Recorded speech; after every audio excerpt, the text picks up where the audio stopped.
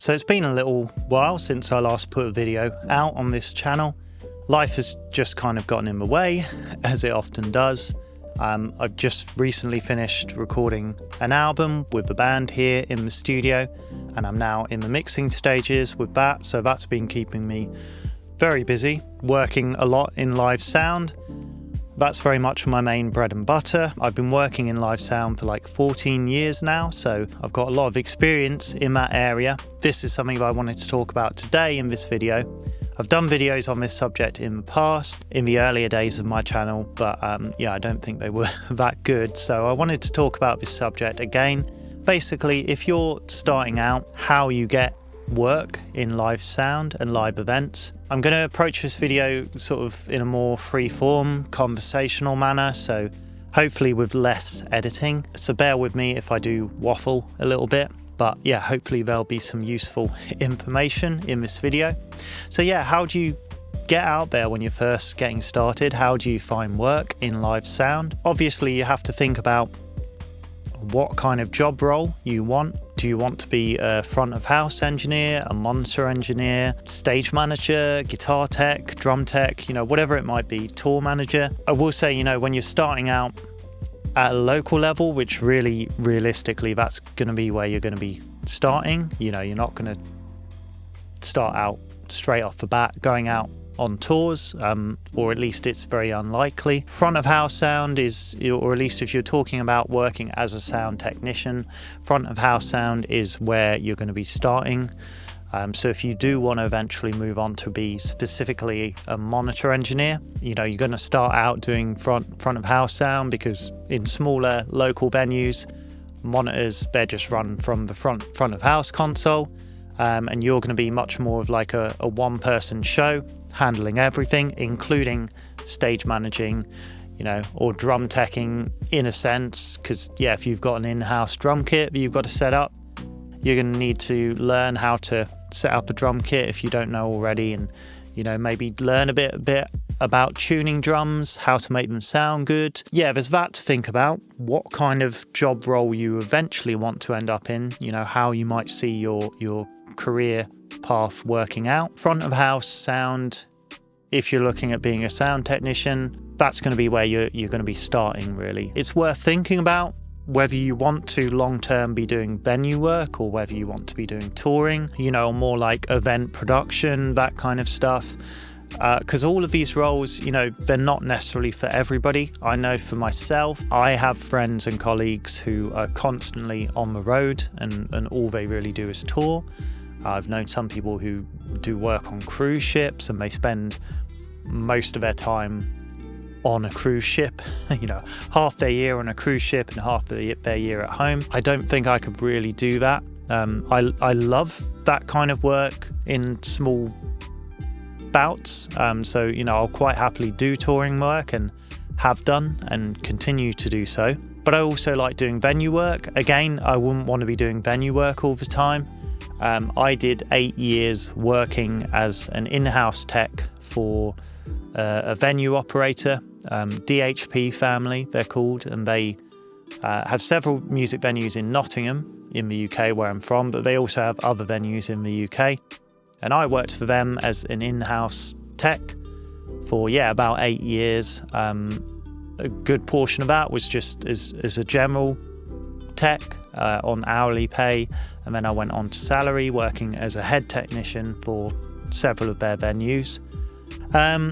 And it was a great time in a lot of ways. I learned so much, but also I think over the years I did start to stagnate a little bit. There was an internal ladder that I could climb, and I kind of climbed that and hit the ceiling, both in terms of where I could go in the company and also just the amount of learning I was doing. And I just, over time started to feel like I wasn't really being challenged that much anymore. I knew the places I was working in inside out. So I wouldn't want to be working generally in venues all the time. I like a variety in my work. So those are things to consider, like what kind of work you want to do. But starting out, just purely in terms of finding some work, you've got to think about having a portfolio of sorts, or I would say it's kind of different to studio work, because studio work, you can build a portfolio in the recordings that you've done, or the mixes you've done, or the masters that you've done, and you have a tangible body of work there to show. Live sound, there's ways of doing that. Like, nowadays a lot of people use Instagram, where they post pictures of the gigs they've been doing, maybe, videos, short snippets of videos they filmed on their phone, or there might be like a professionally filmed show that they've done where they can put snippets of that online. And Instagram is kind of a great way of like building a little portfolio like that. And I do that. I'm on Instagram. I have an Instagram for the studio, but also Mark Reeves Sound Engineer, where I have an Instagram like more focused on my live sound work, where I post pictures and videos and stuff of the events that I've been working. So that's a good way of building something that you can show people. But a lot of it is just really just going to be reputation based, and I find most of my work these days is just word of mouth, and because people know who I am and they know that I'm good at what I do, and that's what you want to build in time. But you can't do that if nobody knows who you are, so you've got to get out to local events. And when I was younger, I spent a good portion of my time just going to gigs and chatting to bands, chatting to local sound techs. So go and introduce yourself to people, like make yourself known. I would say, like, if you're going and talking to local sound techs to get to know them, don't do that mid-show whilst a band's playing, or like even in the changeover, because they're busy. They're busy getting stuff turned around on stage for the next band. So maybe wait until like a quiet moment at the end of the show when they're packing down or whatever it might be. And same with the musicians, they're busy playing a show, getting ready to get on stage before their show, their set even. So they don't necessarily want to be bothered. It depends on the person. Like, some people are going to be more open to that conversation. They're going to be a bit more easygoing, but some people, they're not going to be as open to that. So yeah, you've got to gauge those things. But if you can make yourself known to some of those people, build yourself into your local music community. And beyond that, I kind of got started by running some local open mic nights with friends of mine, where, because I was the guy who kind of knew how to use a mixing desk and a PA system and understood microphones and, the kind of rudimentary stuff like that, I naturally just kind of ended up being the person that would manage the sound. And we were talking like very low level stuff, like vocal PA kind of level of stuff, in little pubs, in back rooms and that kind of thing. But I did that, and that kind of got me known as, when there was somebody who needed a sound guy for a gig, I was the person they'd call, because, people just knew who I was. They didn't necessarily know like how technically proficient I was, but they just knew that I knew about that stuff, and, they liked me as a person. Like, that's a big part of it, I think. Technical proficiency will get you so far, and obviously it is very important, especially like the higher up you go in this line of work. When you get to like big arena level shows or that kind of level of things, even your larger club shows, where you're talking like a couple of thousand capacity, there's more on the line. If you're working for a band on tour, there's more on the line. So, you've got to know what you're doing, because if stuff goes wrong, then yeah, it's not like your local venue gig where, yeah, it's some band's first show, and yeah, if you don't make it sound that good, like, it's not going to be the end of the world. I think a big part of it is just how you come across as a person. Like, if people get along with you, if you're likable, if you have good social skills, like you're good at working as part of a team, you're good working with musicians and understanding what they want and facilitating their needs, because they're not necessarily going to have the technical language to kind of convey what they want in some circumstances. So being able to kind of bridge that gap and like translate what they're trying to say, if you can do that kind of thing, and yeah, just be fun to hang out with. Like, you need people to be able to like you. And I've certainly met some sound engineers that they're very technically proficient, but they just don't really know how to talk to people, being totally honest, and they've struggled to find work because of that. So yeah, I think that's really one of the most important things, just being likable as a person. And don't get me wrong, like a lot of us working in this field, like a lot of creative people, whether it's musicians or technicians, whoever it might be, we're all a little bit socially awkward. Like I definitely am. But you can work on those things, and it's fine to be a bit socially awkward if you're just a nice person, and you care about the job you're doing. Go out and network, try and create some of your own opportunities, because that way, in terms of building a portfolio, rather than trying to get venues or companies, promoters, whoever it might be, to take a punt on you and take that risk of hiring you as an engineer when there's kind of no track record of your work. Create those opportunities for yourself by putting on your own gigs and running the sound. That's one way of getting yourself out there and getting yourself known, and also just getting more real world experience, because this is one of those lines of work that you learn on the job. You learn so much on the job, and there's no real way of learning. Like, sure, there are university courses out there and that kind of stuff, and they're great, don't get me wrong, they serve a purpose, but also at the same time, I think there's so much that you can only learn by learning it on the job and by making mistakes. Getting out there, creating some of your own opportunities is a really good way of getting some work to begin with. And then, beyond that, just talk to your local promoters, talk to your local production companies.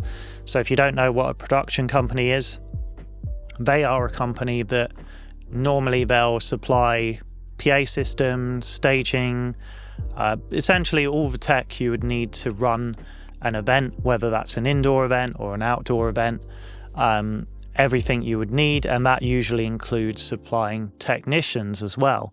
Often they'll have their own in-house technicians that are on a payroll. Some production companies rely more on freelancers, but they'll have a pool of freelancers that they use. So getting on the books with those production companies, that's a good way of getting some work. Going out and crewing, doing crew work. A lot of people will suggest that purely because it's just a way to get yourself into music venues, and to surround yourself with like-minded people.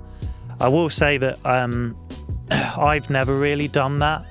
That's not to say that it's not a valid way of getting yourself out there and getting work, but for myself, I find that environment, like, you're often quite invisible because, when you're working as part of the crew, you're often quite part of a quite big team of people. You're in and out very quickly, so you don't really get the opportunity, like, other than the crew that you're working with, to really network with anybody. So I've never been totally convinced about, like, how viable that line of work is. Like, unless you specifically want to get into crewing, then yeah, totally, that's what you should be doing. I have known of some people who have managed to get, like, front of house work and that kind of stuff through crewing jobs, but yeah, I don't necessarily think that's the best way of getting yourself out there, but it is one option that you can look at. As well as in person, there's also online, of course. I mentioned Instagram, like building a portfolio on there. You've got other places like LinkedIn, which, to be honest, like, I have LinkedIn, but I never use it. Every now and then, once in a blue moon, I'll remember to post something on there. I think the last time I properly posted something on there was the last tour that I was on a couple of years ago. And I posted, some pictures from that tour on there. I know some people who get loads of work through LinkedIn and through networking on there and posting regularly, so it's certainly a valid option, but for me, I've never really used it that much, so I don't know kind of how useful it might be, other than hearing that it's been useful for some other people. Most of my work has been word of mouth over the years, and I do believe that is a really good way to build work, because it's all reputation based. Like, you know, if somebody has heard of you through word of mouth, like they're coming to you based on a solid recommendation, rather than somebody just finding you online and, you know, thinking you look for business. Because I know some people who have been hired on that basis, and, you know, they've had all the cool pictures online, all the good credits, like they've worked for all the companies that you should be working for, they worked at loads of cool music venues, but then actually you find in reality they're not actually that good, and they don't make a show sound good. Like, they can talk the talk, but they can't walk the walk. Off word of mouth, you're getting recommended, you know that it's like a solid recommendation. It's based on like people having real tangible experience with you. Word of mouth, I think, is a really good way of getting work. But yeah, there is online, there's LinkedIn, Instagram, Facebook. There's some really good Facebook groups, at least here in the UK. You've got UK Touring Crew, which is the main one. Now, I've only ever had a few leads in terms of work that's come directly from being on that group, and I've been on that group for several years. But I will say I think it's just a good place to network. It's a really strong community of a lot of helpful people, a lot of really knowledgeable and experienced people. And when, say, you know, whether it's going on your first tour or working in your first bigger music venue, whatever it might be, like, you have some questions, people on there are always willing to answer and to help. So it's a really good community to be a part of. And there are other groups on Facebook that are similar, but in the UK Touring Crew is like the big one. So there are all those resources. Like, I do think making real, tangible connections with people in person is much more powerful in this line of work than any connections you might form online would be, at least generally speaking. That's not to discredit like any connections you might make online, but yeah, I wouldn't rely on online exclusively, but it's certainly, you know, something that can help you in your career. I think you want to think about, you know, long term, whether you want to be freelance or whether you want a job on the payroll with a company. Those are rarer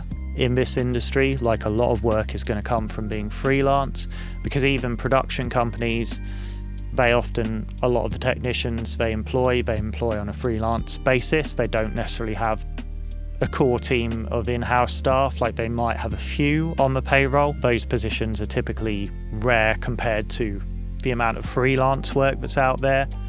Same for venue work. Most venues, especially small independent local venues, they're going to be hiring freelancers rather than employing people on their payroll. When I worked for DHP Family, who are based in Nottingham but have venues all over the UK and also act as a national promoter, I was on the payroll with them. This might have changed now, but at least in the time I worked for them, like, all their engineers were always on payroll, and they'd only use freelancers kind of when they needed extra staff, like for big day events or when there were emergencies. So typically all their staff would be on the payroll. Payroll versus freelance, obviously you'll probably already know this, but there are obvious pros and cons to both. On payroll, you've got sick pay, holiday pay, like much more job security in that regard, and a consistent income if you're on salary, even if you're on hourly pay, if you're working the same kind of hours each month, then you're going to have pretty consistent pay.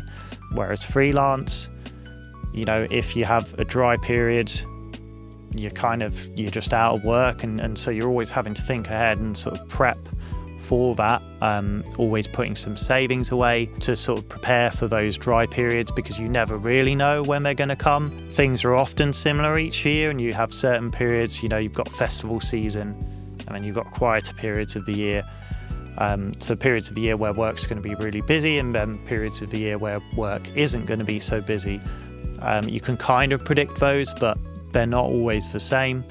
And so you always have to kind of have a bit of savings on hand to, you know, if you need to get through a month where you don't really have any work on, you can do that. On the flip side, being freelance, like you have great flexibility. You're not sort of stuck in one place doing the same kind of work all the time, so you get a lot of variety in the work that you're doing.